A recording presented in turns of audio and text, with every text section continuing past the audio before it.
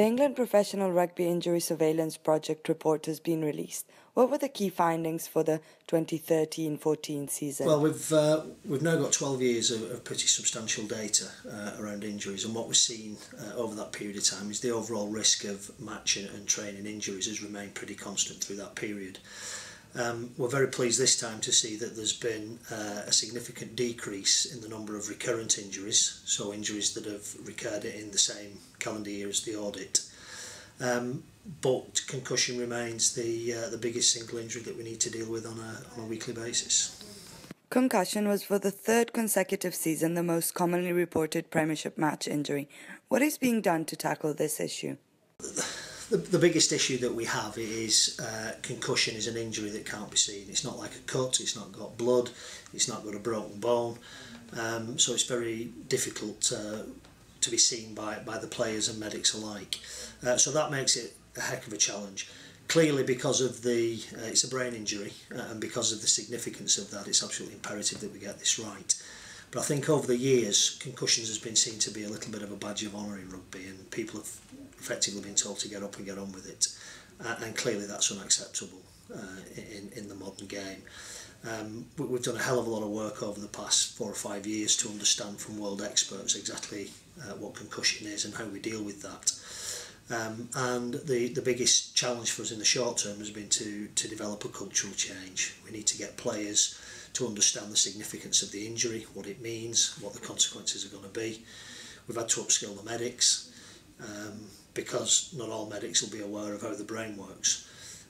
So there's been a lot of work done in that area as well. And once we've achieved that cultural change, then it gives us a chance to start impacting on the injury long term. There is a lot of talk about cultural change when it comes to concussion. How is this being achieved? That's a very good question. It's very, very difficult for an individual organisation like Premiership Rugby or even World Rugby, the RFU or the Players Association to try to drive that type of change.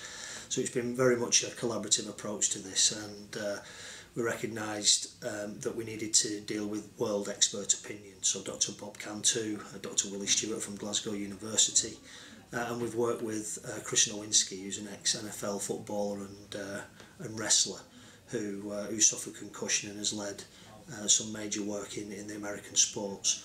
And through that we produced a collaborative education module that all players and coaches have had to complete, and we've managed to get 1,500 players and coaches through that in a 6 weeks period, which was a heck of an achievement. But the most important thing from that, we need to get players, we need to get coaches, we need to get everybody involved in the game to understand what issues there are around concussion, what concussion actually means, and how we can go about changing the culture so that people recognise this for what it is, as a brain injury, and deal with it accordingly. You've mentioned that the number of recurrent injuries is continually decreasing. What is this due to? Well, the actual severity in injuries has actually increased, but one of the reasons for that is we think we're adopting now a far more multidisciplinary approach to management of injuries around strength and conditioners, medics, rehab specialists, and through that we think we've got a more conservative approach to when players are returned to play. So most clubs are giving, or all clubs are giving players longer to recover from injuries, which increases the severity.